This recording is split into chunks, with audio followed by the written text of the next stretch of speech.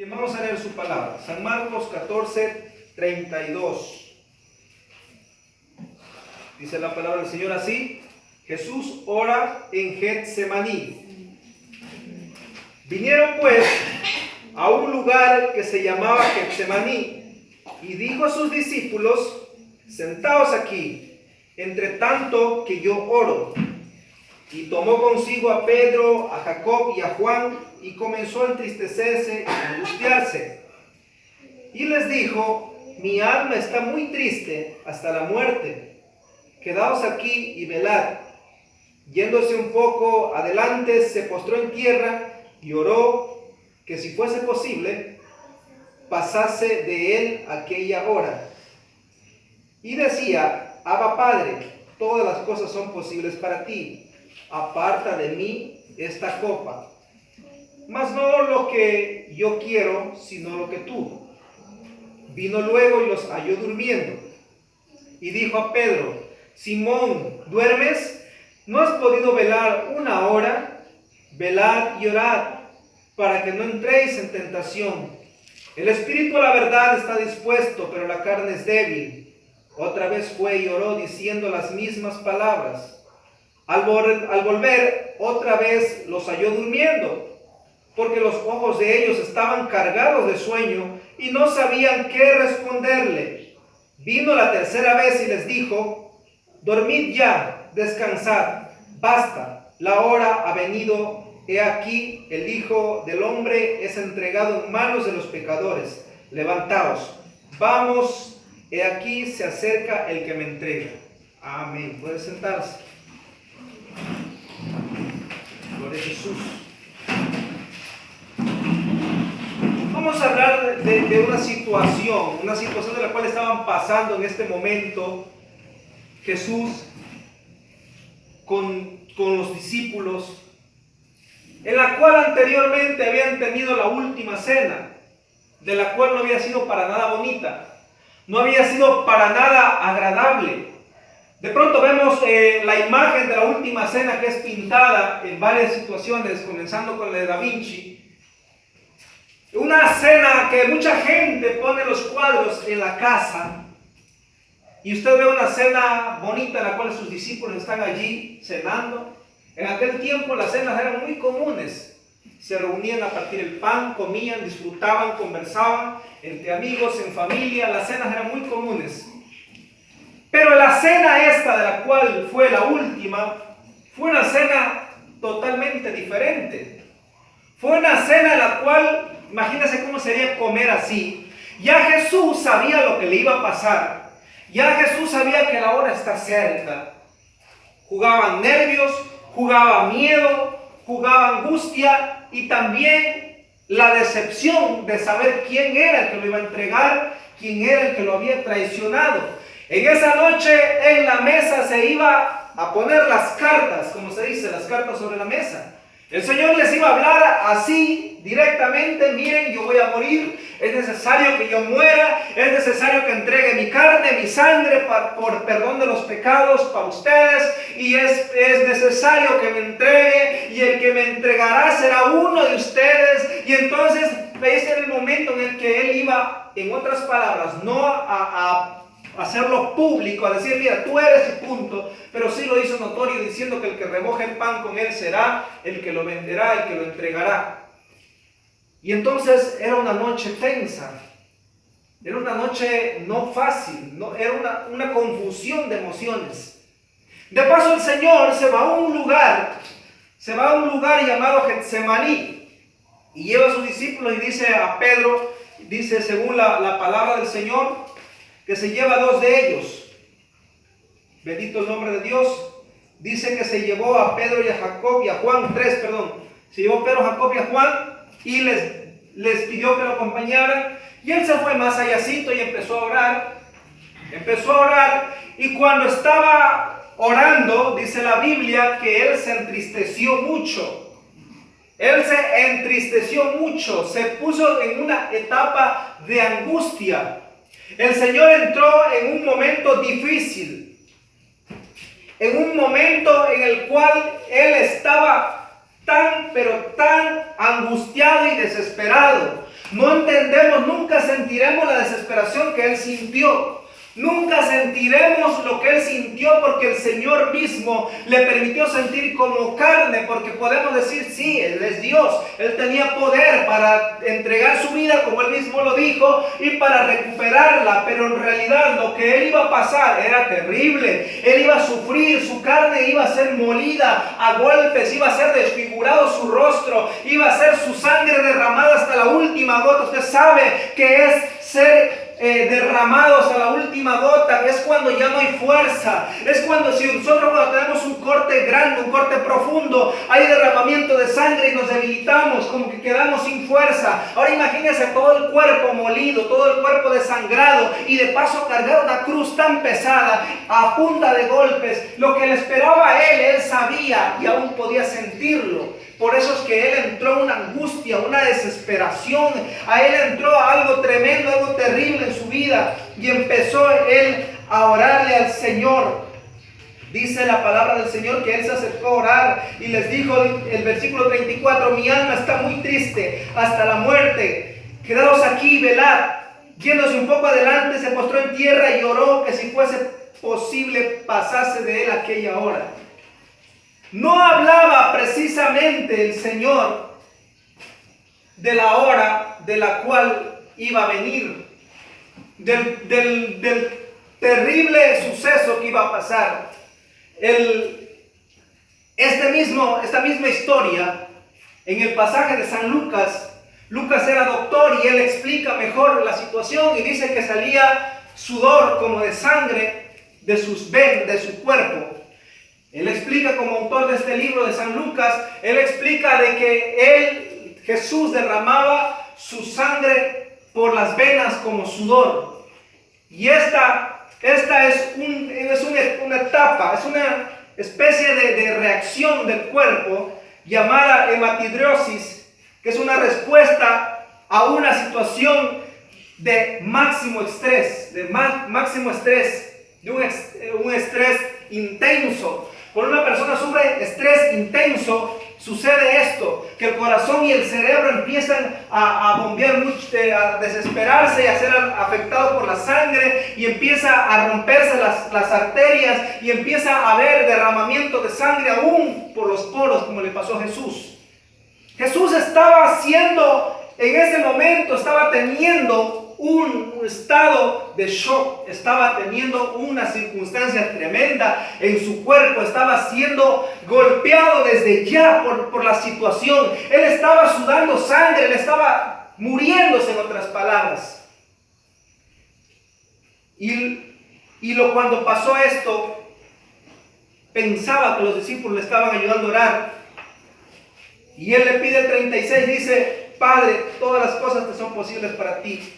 Aparte de mí esta copa, mas no lo quiero, mas lo que yo quiero no, sino lo que tú quieras. El 37 dice, vino luego y los halló durmiendo y dijo a Pedro, Simón, ¿duermes? ¿No has podido velar una hora? El Señor estaba sintiéndose terriblemente débil, estaba sintiéndose terriblemente mal. Él sentía una muerte dolorosa, estaba sintiendo en ese momento una angustia. Él sentía lo que iba a venir, la muerte dolorosa del Calvario iba a venir, y él estaba teniendo un estrés, estaba sintiéndose a morir. Por eso dice la Biblia que tenía una angustia, se sentía triste de muerte. Pero ¿por qué pasó esto? ¿Por qué tuvo que pasar ahí? Porque en el momento en que el Padre lo planeó todo, esto tenía que pasar también. Resulta de que para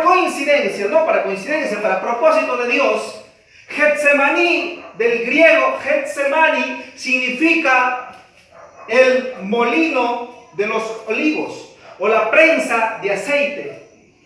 Resulta de que Getsemaní era en el idioma griego, significaba la prensa del aceite, obviamente del olivo. Entonces, cuando la gente quería sacar el aceite de oliva, llevaban los olivos allí y los molían. Los molían 3 veces, los trituraban y los exprimían. Los trituraban y los exprimían por 3 veces.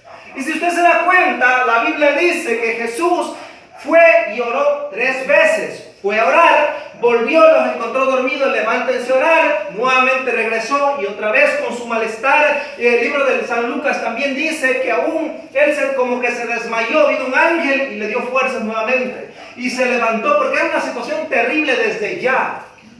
Según la película de La Pasión de Cristo, la serpiente estaba allí, pero en realidad el diablo no estaba allí. Eso no dice la Biblia que la serpiente o que el diablo estaba en ese momento dando vueltas allí. Era una situación de la cual Jesús estaba siendo exprimido para sacar el mejor aceite, porque en el tiempo de que exprimían y molían el olivo, era porque sacaban el primer aceite, el mejor. El segundo aceite ya venía de menos calidad y el tercero era el aceite que utilizaban para las lámparas.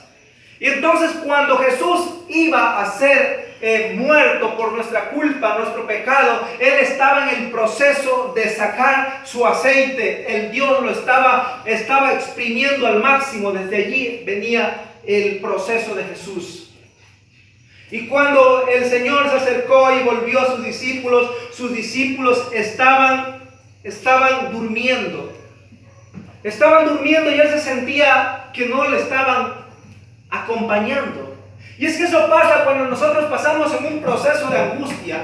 Cuando hemos pasado por el proceso, no igual de Cristo, pero sí por el proceso del trituramiento, por el proceso del la exprimida. Entonces, cuando nosotros estamos siendo exprimidos, siendo triturados, sentimos que nadie nos está acompañando, sentimos que Dios está muy lejos, sentimos que si alguien no nos ayuda en la oración, nosotros estamos solos. Y es que el Señor por eso pedía que le acompañen, que le ayuden, pero como los discípulos no era su problema, entonces ellos se dormían.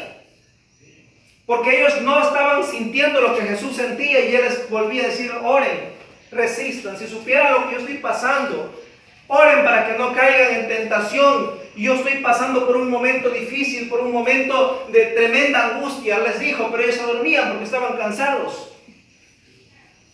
No podemos nosotros pasar lo mismo que Jesús pasó, pero sí podemos imitar las cosas que Jesús hizo. Y en este caso vamos a ver 3 cosas que el Señor hizo en ese tiempo, que hizo en ese instante para cuando nos pase lo mismo, o de pronto si ya nos está pasando esto y decimos: Señor, ¿por qué me estás probando? ¿Por qué estoy pasando este momento de trituramiento? ¿Me estás exprimiendo? ¿Qué tengo que hacer? Vamos a ver cómo actuó Jesús. El primer aspecto que tuvo Jesús, o la primera característica, es la confianza. Cuando Él estuvo en esa angustia, en ese momento, que para muchos de nosotros será algo terrible, de irse a llevar a un médico de urgencia, se va a morir, derrame cerebral, el corazón, las venas, estar botando sangre por los poros, es algo terrible. Pero Él se entregó al Padre y decía: Señor, yo confío en ti. Yo confío en que nada me va a pasar y yo no puedo morir aquí porque yo tengo que cumplir algo. Porque yo tengo que ir a la cruz y no me vas a dejar morir aquí. Entonces cuando Jesucristo pasaba, Él no decía: yo muero aquí. Y a veces nosotros somos así, que cuando nos pasa un momento de prueba duro, decimos: no, yo creo que aquí se acaba mi ministerio. Yo creo que hasta aquí llega mi vida como cristiano. No creo que voy a ver lo que el Señor me ha prometido. Pero en realidad tenemos que aprender de Jesucristo y decir: yo creo que lo voy a ver, yo creo que lo voy a obtener. Yo creo porque tú me has llamado para un propósito y yo tengo que ver mi propósito, yo tengo que ver el resultado de lo que con fe te pedí y con fe sé que lo recibiré, porque resulta que Jesucristo no se dio por muerto. Él dijo: Señor, yo veré tu gloria, yo no voy a morir aquí porque me has llamado para un propósito. ¿Cuántos alaban al Señor?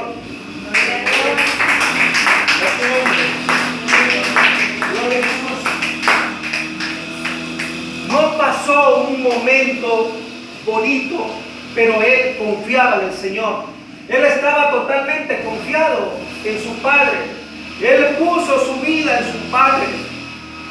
Y la confianza de él era también una confianza de ir directamente a su papá, no solo a su Dios.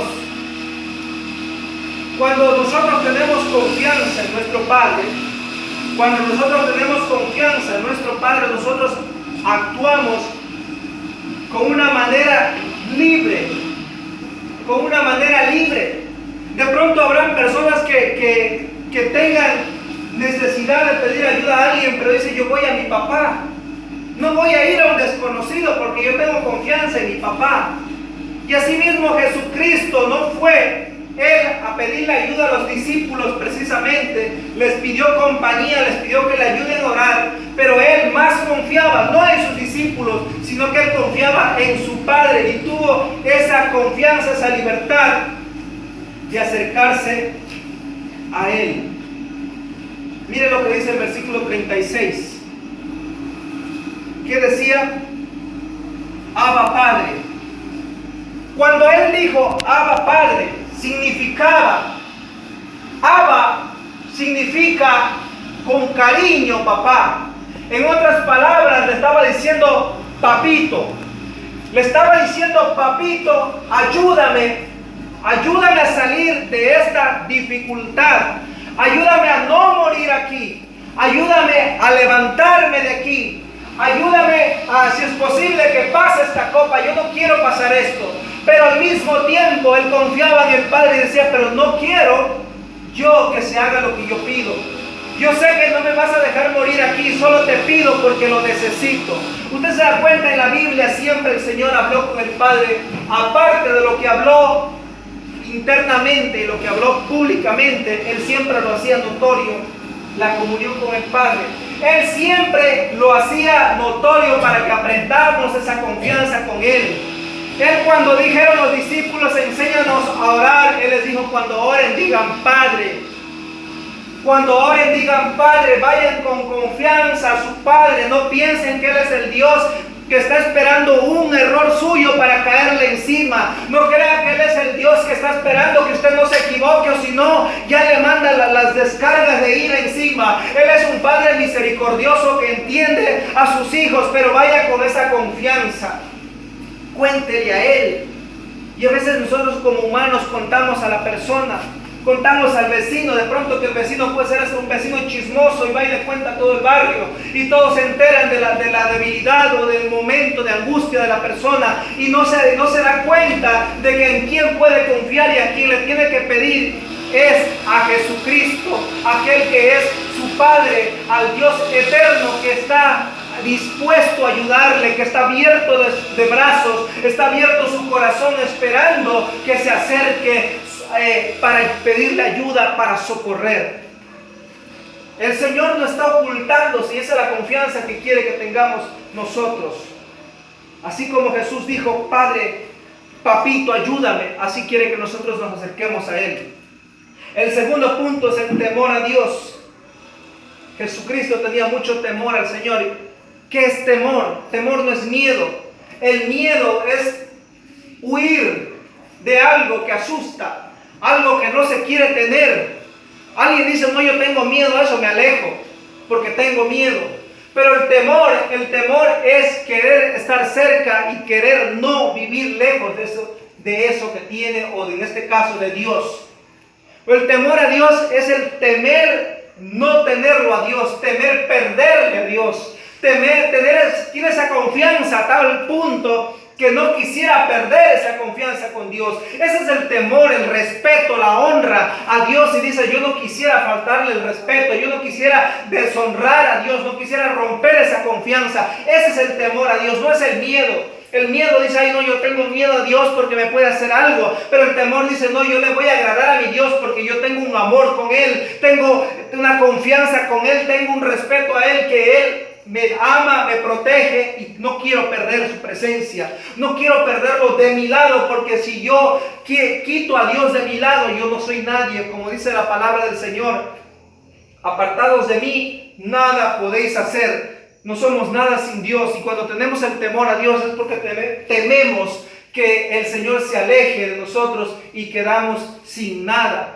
Por más alto que haya crecido, por más grande, por más logros que haya obtenido, la persona que quita el temor a Dios es una persona sin sabiduría. Ya que aún Salomón dijo que el principio de la sabiduría es el temor al Señor. Porque el que teme al Señor, por más alto que esté, siempre va a cuidar la relación con Dios. Y el último punto es la obediencia.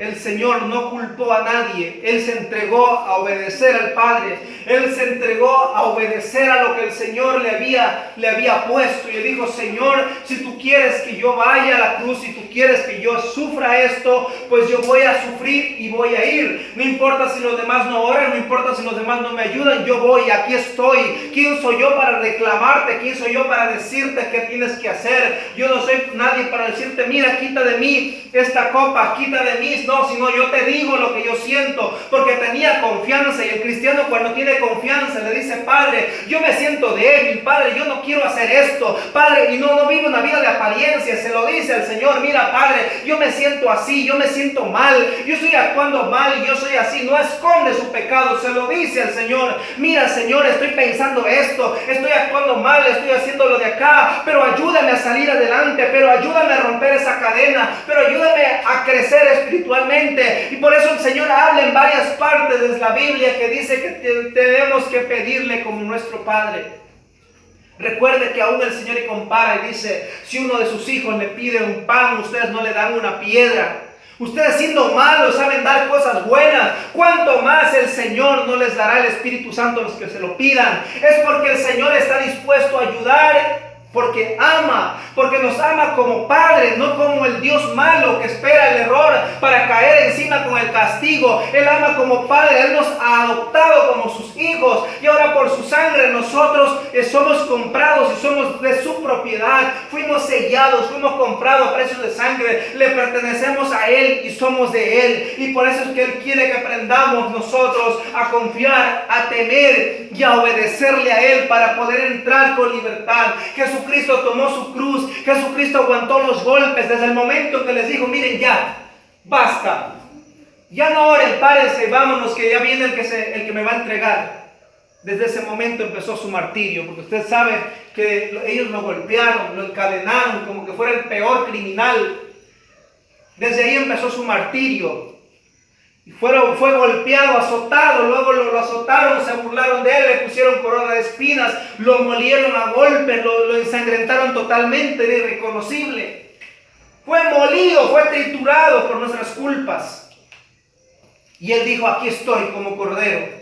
El libro de Isaías lo describe: como cordero fue mudo y se metió para ser trasquilado, para ser sacrificado. Él se metió y no dijo nada. Él se entregó obedientemente. ¿Y quiénes somos nosotros para decirle al Señor: yo no quiero pasar esta prueba, yo no quiero sufrir, yo no quiero padecer, yo quiero que tú me ayudes y no sufrir? Si el Señor obedientemente sufrió y abrió sus brazos, Él vio la gloria del Señor, resucitó. Y es que la exaltación de Dios puede demorar muchas de las veces años, puede demorar muchas de las veces mucho tiempo, pero el Señor es fiel y promete y cumple. Y Jesucristo vino desde su nacimiento a sufrir. Desde el momento en que Él nació no había lugar para Él. Recuerda que cuando María estaba embarazada, viajaron en un burrito, llegaron a un lugar donde pedían posada y no les daban, no había lugar. No hay puesto, aquí no hay un solo cuarto para recibir al Hijo de Dios. No hay un solo cuarto para recibir al Hijo de Dios, porque obviamente nadie lo sabía, nadie de ellos ni le interesaba. El hombre quería la plata y dice: bueno, aquí no hay lugar, pero hay un lugar en el establo, y ahí pueden estar con los animales, duermen calientitos. Y les llevó a ese lugar en medio de las vacas, de los burros. Estaban allí los animales, y Jesús y María estuvo allí, y Jesús fue a nacer en un pesebre, un lugar donde daban de comer a los animales. ¿Y por qué lo pusieron en un pesebre? Porque Él era el alimento que iba a venir para nosotros. Él es el pan de vida, y lo pusieron como un alimento para la humanidad. Él es el pan de vida, y solamente en Él hay descanso, solamente en Él hay vida. Y el que come de Él, el que vive de Él, como Él lo dijo en la cena, en la última cena: el que comiera este pan nunca más tendrá hambre. Asimismo, cuando Él vino y nació, lo pusieron en un pesebre, un lugar donde daban de comer a los animales. Y entonces allí, en medio de paja, Él nació y estuvo en sus primeros días. Esa fue su primer cama. Así vino a la tierra, y a veces nosotros queremos no sufrir y queremos vida de reyes y decimos, no, yo por qué yo no tengo que sufrir, yo tengo que vivir al máximo, yo tengo que vivir una vida cómoda, yo tengo que no sufrir. Pero si Jesucristo desde que nació estuvo en un establo, estuvo en un pesebre donde daban de comer a los animales, creció y fue humillado muchas de las veces, fue tratado mal por ser el hijo del carpintero, por ser el hijo de María y no ser nadie, y por ser un loco que se llama hijo de Dios,